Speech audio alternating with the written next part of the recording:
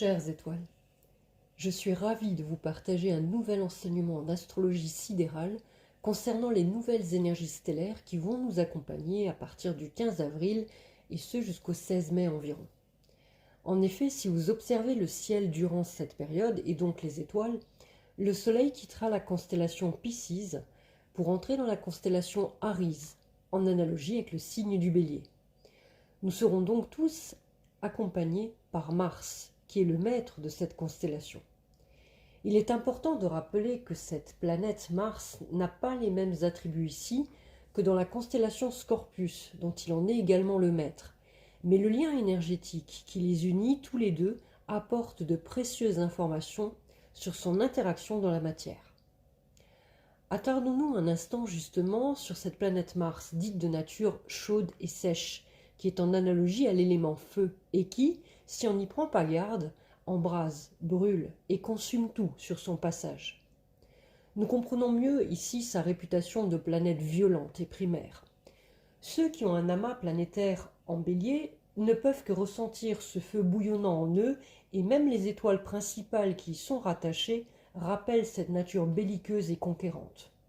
Cependant, le feu est aussi en analogie avec la lumière, qui donne l'impulsion primaire de la vie. N'est-il pas l'élément le plus rapide dans l'univers ? Le feu est aussi en analogie à l'unité de mesure de la lumière appelée lux. La Genèse le rappelle bien, et Dieu dit « fiat lux », traduit par « la lumière fut ». L'enseignement sacré iotiche, qui signifie lumière, apporte de précieuses informations sur ce feu issu de la constellation Aries. Il peut être en fait divisé en trois formes. Le feu qui apporte la lumière de la vie, le feu qui brûle, consume avec force ce qui n'a plus lieu d'être, et le feu des rituels qui permet de créer dans la matière. Pour rappel, à chaque cycle zodiacal, le Soleil met en lumière les énergies de la constellation qu'il traverse, pour nous les communiquer individuellement. Comment ? À travers la maison que régit le signe zodiacal, ici le Bélier mais également le Scorpion. Que des planètes soient présentes ou non dans cette constellation Aries, nous sommes tous concernés par ces énergies martiennes. À vous d'observer en sidéral où se trouve le signe du Bélier dans votre thème natal, pour savoir ce que le Soleil va pouvoir éclairer chez vous, donc en vous et tout autour de vous. Le signe du Bélier est un signe cardinal et masculin, c'est-à-dire qu'il est le significateur du commencement. Il est en analogie avec le début d'une nouvelle saison, ici le printemps, tout renaît. Un signe cardinal est extraverti, entreprenant, mais surtout créateur. L'énergie masculine en Bélier initie les choses dans le but de montrer une nouvelle voie à suivre. Son énergie stimulante le pousse à l'action. Il est ce démarrage de toute nouvelle entreprise ou activité. Il agit avec impulsivité et force, ne mesurant pas alors toutes les conséquences de ce qu'il a pu initier. Dans la trilogie des signes de feu, le Bélier est le premier, donc celui qui impulse la vie. Il est cette force active et virile. Il est celui qui domine surtout, qui met en avant sa supériorité et qui, avec le temps, avec les guerres patriarcales, ils ont réussi en fait à l'imposer en première place en astrologie, détrônant ainsi le signe du Taureau. Le Taureau, justement, rappelons-le, est en analogie avec l'énergie féminine par excellence, qui, elle, donne la vie, enfante pour créer dans la matière. Rappelons qu'au départ de l'humanité, la Lune, en analogie à la réceptivité, est exaltée, justement, apporte sa pleine puissance en Taureau. Elle était celle qui montrait la voie aux hommes, qui ont pris soin d'apprendre la loi de la nature à travers l'étude de ces cycles. Elle initiait le zodiaque avec la première nouvelle lune en Taureau, reliée dès l'origine de l'humanité à l'agriculture, annonçant ainsi les cycles de vie à venir, nous prodiguant de judicieux conseils à suivre face aux aléas de la nature qui peut être implacable. Le soleil est quant à lui exalté en Bélier. Il brille de mille feux, éclaire mais brûle aussi, consume aussi ceux qui s'en approchent de trop près. Voilà pourquoi il est dit combuste en astrologie lorsqu'il est proche d'une planète dans le ciel. Il la brûle, littéralement.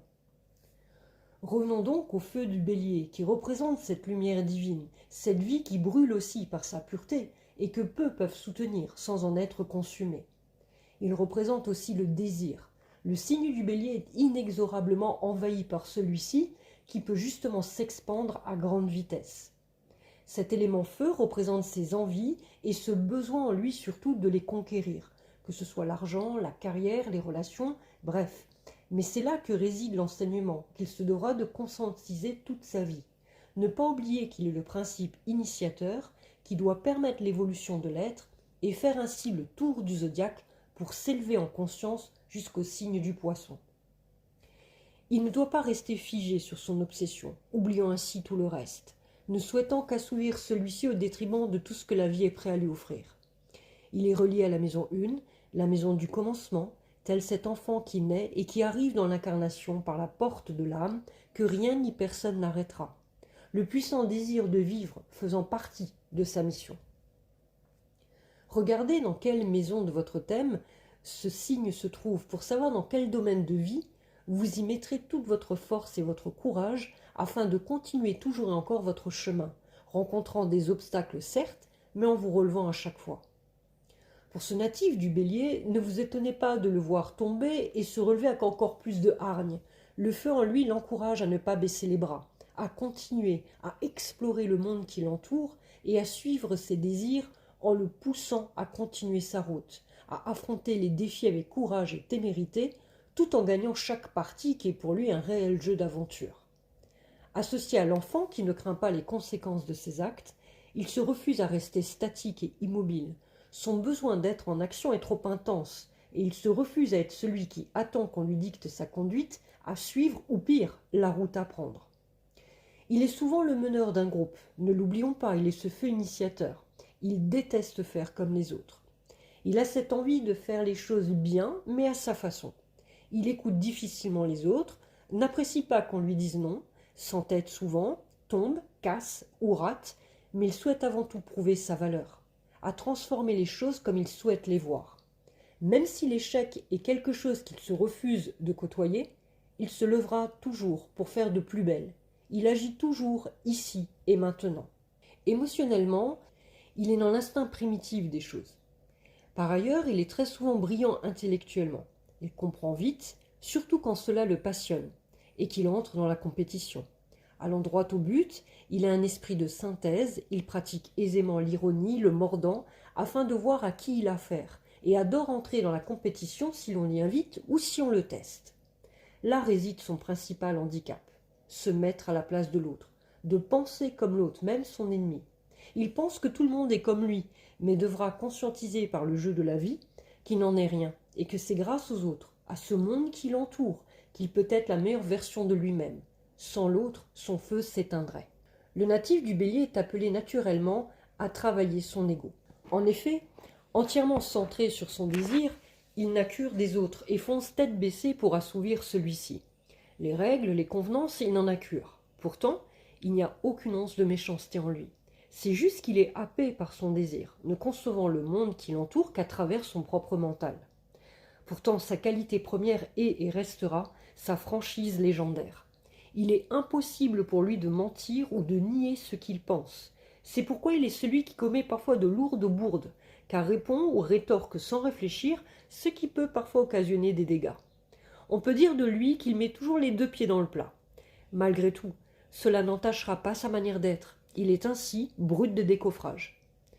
Par ailleurs, il est le signe qui vit dans l'instant présent avant tout. Lorsqu'il est sollicité, il répond au quart de tour et préférera toujours agir immédiatement, même s'il accumule pour cela les tâches et le stress mental qui l'accompagne avec. En effet, il déteste procrastiner et préférera agir de la sorte pour être sûr de ne rien avoir oublié et surtout parce que lorsqu'il donne sa parole, il s'engage à la faire respecter. Vous pouvez compter sur lui, même dans les situations d'urgence, où il sera le premier à fournir les premiers secours. Mais attention, où le poussera son action? En effet, qui dit énergie martienne dit action, même si celle-ci peut être démesurée ou être vue par ses proches comme inadéquate ou manquant de retenue.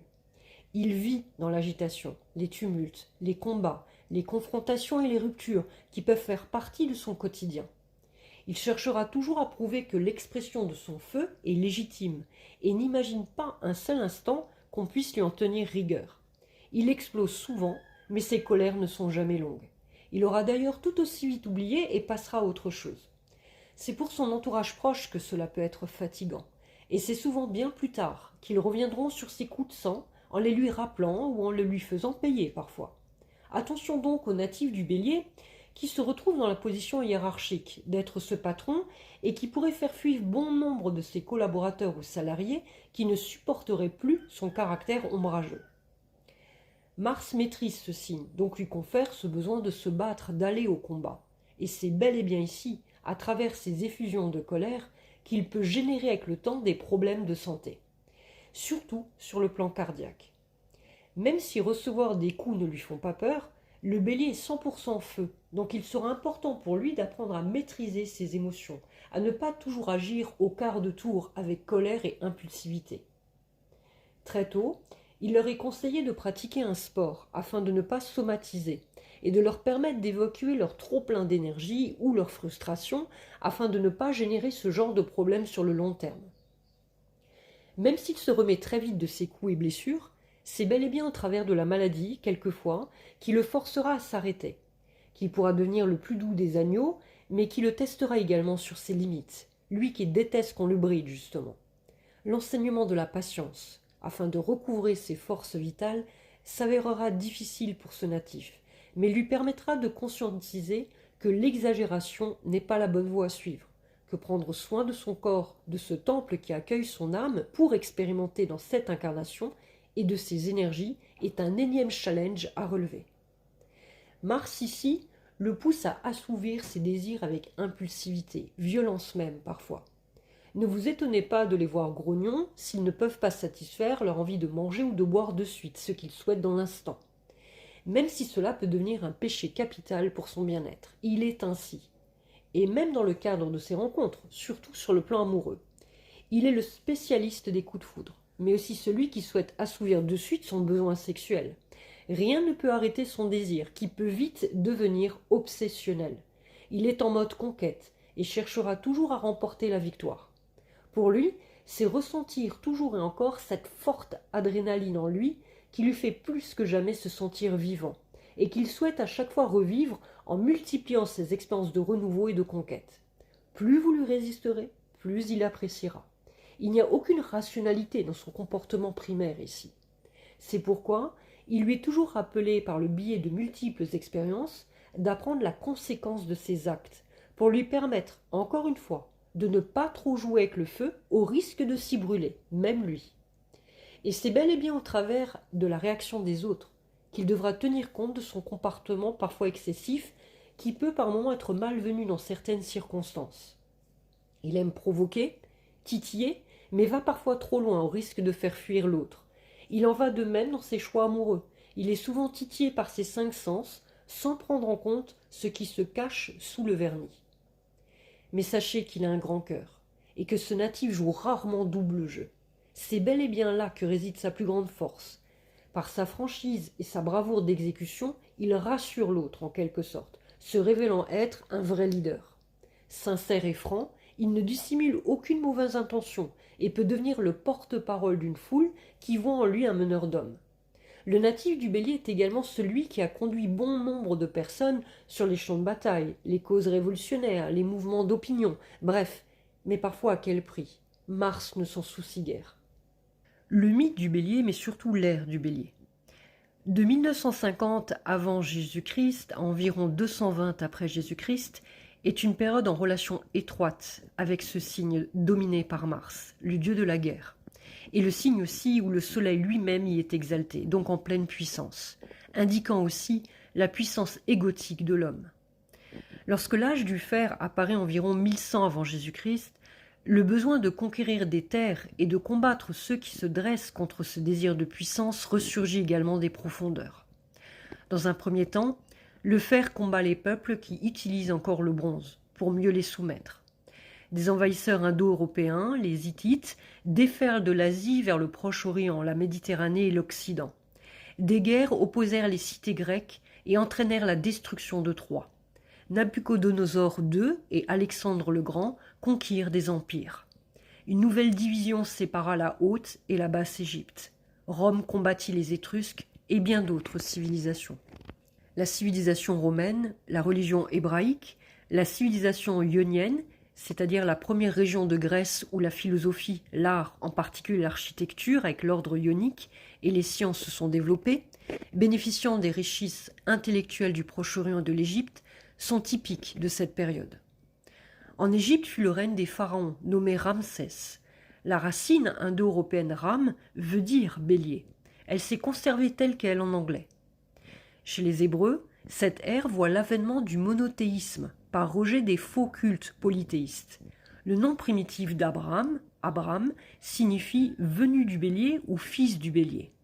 À partir de Moïse, l'abandon du veau d'or et l'apparition du chauffard, un instrument de musique fabriqué avec une corne de bélier, traduisent la renonciation au culte dit taurien de l'ère précédente, jugé trop charnel et associé au péché. En Mésopotamie, on abandonne le culte d'Astarté, divinité associée à la planète Vénus et au taureau. En Assyrie et en Crète, le culte du bélier remplace celui du taureau également. On honore les dieux à tête de bélier en Égypte, le dieu Agni chevauchant un bélier en Inde, le dieu Bélénos, un serpent en Gaule. En Grèce naît le mythe aussi de la toison d'or. L'interprétation de ce mythe grec est en lien avec les divers défis incarnés, sur un plan initiatique, par le signe du bélier, qui débute en fait ce cycle zodiacal pour terminer, comme avec les 12 travaux d'Hercule, en poisson. L'épreuve imposée à Jason consiste dans un premier temps en un voyage dans un au-delà mystérieux d'où il doit revenir transformé. En Inde aussi apparaissent l'hindouisme et le bouddhisme. Rappelons également le dieu Arès des Grecs ou Mars des Romains. À l'origine, Mars était le dieu de l'agriculture, le génie protecteur de la végétation, en rapport avec le printemps, où la végétation subit une impulsion, où la sève déborde, ce qui déclenche le procédé de germination. Lorsque Rome devint un empire guerrier, il fut transformé en divinité de combat. Il devint le dieu de la guerre, dont la force et la violence étaient incroyables. Homère nous raconte dans l'Iliade que Jupiter, maître de l'Olympe, reproche à Mars de se plaire à la discorde, aux guerres et aux combats. En effet, il est violent, agressif, querelleur, mais il est également brave et sait aussi mener ses troupes au combat. C'est un chef qui organise, dirige, entraîne. S'il excelle à détruire, il sait également bâtir. Les Romains, qui furent, on le sait, de grands bâtisseurs, en avaient fait leur dieu préféré. Il était considéré comme le protecteur de la cité. Comment aider justement le natif du bélier à maîtriser ce désir égotique, à toujours avoir ce besoin de se battre, de combattre quelque chose ou quelqu'un? C'est à travers l'axe relationnel bélier-balance que son équilibre s'y trouve. Là où le natif du bélier pense qu'il entretient une relation parfaite avec lui-même et que si tout le monde suivait son mode tout irait pour le meilleur des mondes, la balance lui répond qu'heureusement qu'il n'en est rien, car cela mènerait à une guerre permanente sur Terre. Elle l'amène en fait à prendre conscience de sa vision duelle, que ces conflits intérieurs perpétuels se reflètent dans sa réalité, attirant à lui des situations conflictuelles auxquelles il souhaite à chaque fois répondre. Même s'il dit qu'il aime cela, il ne connaît en fait que cela. Il cherche juste à ne pas être écrasé par l'autre, à ne pas mourir. Pour lui, mourir est une notion qui ne fait pas partie de son vocabulaire. Agir pour lui est essentiel, quitte à tout casser pour reconstruire. L'impuissance, la monotonie, l'absence de combat est une petite mort pour lui. Saturne est en chute en bélier, car ici la perte d'autonomie, dépendre de l'autre pour subvenir à ses besoins est quelque chose d'impossible pour ce natif du bélier. C'est pour cela qu'il bouillonne, qu'il ne prend pas ce temps à juste cause pour s'écouter, par peur de laisser entrer cette petite mort. Le natif de la balance l'aide alors à conscientiser l'altruisme, mais surtout que le partenariat est possible à travers les compromis et les concessions. Là où le bélier dit « je suis », le natif de la balance dit « nous sommes ». Apprendre à entrer en relation avec les autres dans le pacifisme permet en fait de se connaître en profondeur. Le bélier doit apprendre à écouter, apprendre de la différence, accepter enfin ses propres faiblesses, conscientiser que tous ne chercheront pas à le soumettre. Même en amour, c'est au travers du signe des poissons que l'ego du bélier doit mourir pour faire place à l'amour, le véritable amour, cet amour inconditionnel, et revenir ainsi à nouveau dans le cycle de la roue zodiacale.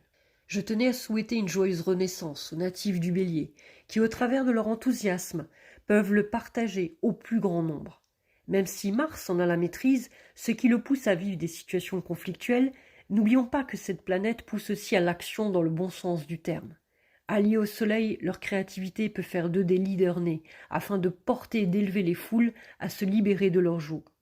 Ils peuvent être les défenseurs des causes les plus nobles, faire rétablir l'ordre par la force de leur verbe au travers de cette vérité et franchise du cœur qui les caractérise tant. Plus que jamais, chères étoiles, combattons non pas contre, mais pour des valeurs au-delà de celles admises et répétées en boucle par quelques personnes dirigeantes, mais lâches, qui tentent, petit à petit, de former de parfaits petits soldats afin de les entraîner pour aller au combat, non pas pour défendre leurs propres valeurs ou pour protéger les plus faibles, mais bel et bien pour asseoir leur pouvoir égotique et faire régner le chaos. Le vrai natif du bélier n'est pas celui qui prend les armes pour tuer ses frères, mais il est celui qui suivra la voie de son soleil christique intérieur, qui s'élèvera avec dignité et force de conviction pour faire régner cette justice divine et non celle de quelques hommes. Le Mars que nous sommes tous aujourd'hui à voir se manifester est celui associé au courage de dire non à l'oppresseur qui nous dicte ses lois répressives et qui conduisent à la petite mort, de privilégier un Mars où l'activité est au service des autres, utile et bienfaitrice pour la cité, d'être doté d'un dynamisme qui soulève des montagnes, d'avoir un esprit chevaleresque qui défend et protège les plus faibles. Chères étoiles, que ce feu sacré et divin qui est en vous se reflète enfin tout autour de vous.